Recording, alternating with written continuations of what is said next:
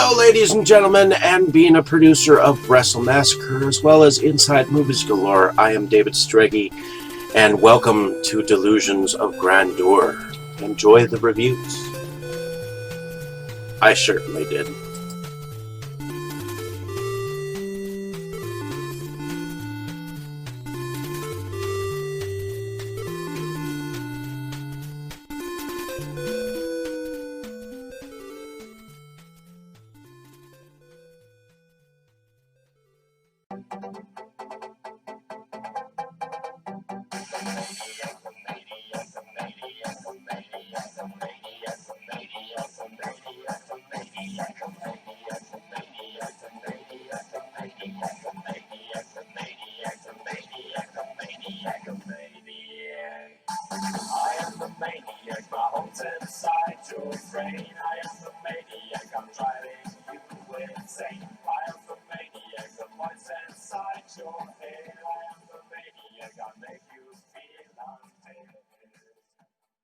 Okay, Dave, that's it. Screw you and your college flunkies. I've had enough of this from you and from everyone else. I know what you guys are trying to do. Break me down, drive me out of the force. Well, it's going to take a hell of a lot more than a lame prank like this to get Curtis Mooney to throw in his badge, so fuck you. Over. Did you miss me?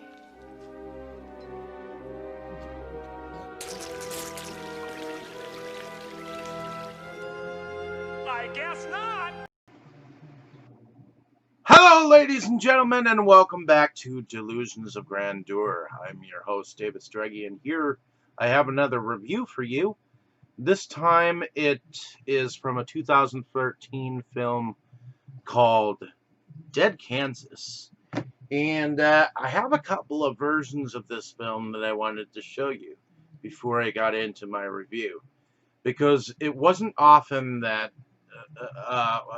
when I was writing under Movies Galore of Milwaukee, I got a request to do a review for this film. It was out of the blue, and I ended up somehow getting a, shall I say, a 17-minute version of the film. And the film is directed by Aaron K. Carter under Rotten Productions as a production company.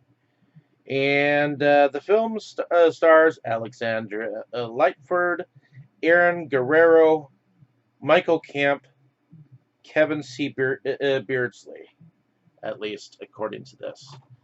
Then I tracked down the 64-minute copy, which has the cover that we know now. And then it came out under a different distribution with oldies.com, with alongside his newest anthology called An Hour to Kill. So those are three different copies of Dead Kansas. So Kansas is dead. But I'm happy to supply my opinion, if I can, of this film. So Dead Kansas, it turns out it was originally a 5-part web series, but the director turned it into a feature film. So Glenn and his daughter Emma have just been killed by what they call a rotten somewhere in Kansas. Meanwhile, Jebediah and his posse, Zeke, and are rounding up and restless as Emma and Sally are the only females in camp. In part 2 of this web series / feature, Emma comes up out of her shelter and ends up having to scuffle with a rotten. I think I like the idea that they're being called a rotten instead of a zombie. And every time a rotten is around, you know, because it's in black and white. And then it goes back to color. Meanwhile, Jebediah thinks that Glenn left them and the rest of the camp to the rotten by locking them out. Emma is then seen driving a pickup into town to get her father to a hospital. A band of misfits that seem to be part of a carnival. Carnival.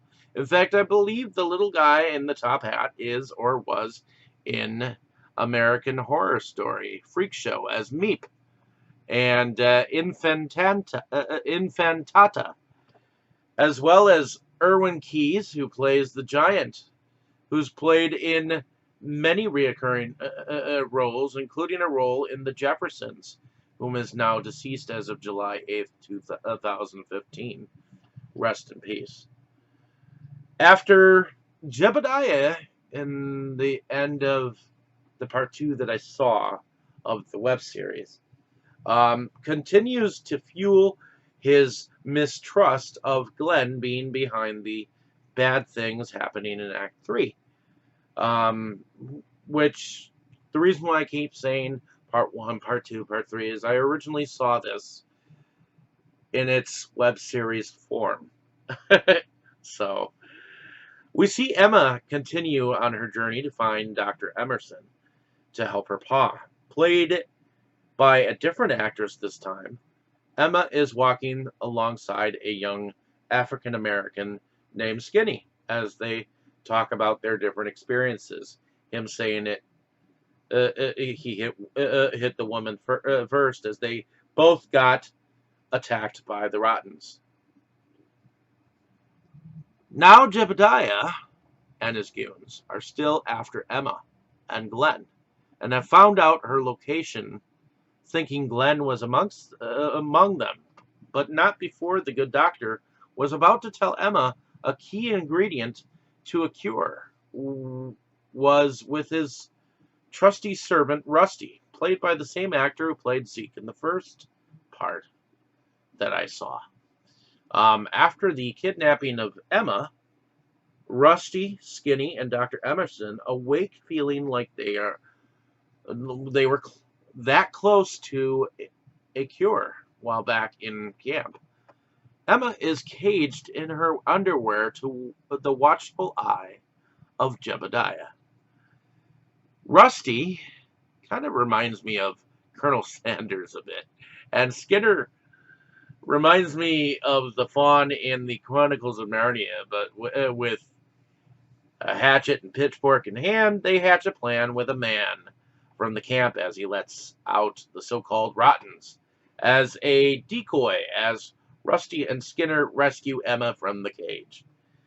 And in the part 5, this part begins with a dream of Emma's father meeting her down the road, cured and well. And apparently this is a recap on a little about how Jebediah and Glenn were before the Rottens took over. Ultimately, I think this was supposed to be a longer series and took off more than it did, but sadly it just became a future feature film that is, and there is some great indie actors we see, as well as some seasoned actors that we saw in a bigger and greater parts, either way earlier or later, like Squeak as Meek in American Horror Story Freak Show. If you're in for a tale with freaks and rottens, you're in for some definite comedy, as well as with some of the characters being a bit corny, along with Jebediah's obsession with Glenn and his family before and after the infestation. Well, like I said, the film stars Erwin Keyes as Giant, Ben Wolf as Squeak, Juliette Danielle as Rebecca, Erin Miracle as Emma, Alexandra Lightford as Emma, Aaron Guerrero as Glenn, Michael Camp as Jebediah, and Kevin C. Beardley as Zeke and Rusty. Joe McQueen as Skinny, Anthony Della Cartena as Leo, Adam Ledesma as Adam, Juan Martinez as Ramon, Jose Blackman as Tiger, Daryl Dick as Dr. Emerson, George Barba as Posse, Theo Boyle as Posse, as part of the posse. In any case, and so on and so forth. Hopefully you enjoyed my description of this film. I definitely liked the idea that you could see these rottens only if the filmmaker filmed them in black and white. It was definitely an entertaining aspect of the film and a different idea for a zombie a type of a film. I did like the journey that Emma went through, even though she had to lose her family along the way. And it's kind of like a coming of age a film of a young girl trying to grow up in a zombified world. So in any case, the film was directed by Aaron K. Carter. I enjoyed it then. I still enjoy it now. I was just going off my original thoughts on this film. Watched it again, and hopefully I gave you a little bit of a different taste and flavor to what I thought of the film. So thank you for listening. Have a great day, evening, and morning, wherever you are. I appreciate your time spent here on the page, and let me know down in the comments if you've seen this film. Once again, it's called Dead Kansas, and I have 3 different versions of it on 3 different things.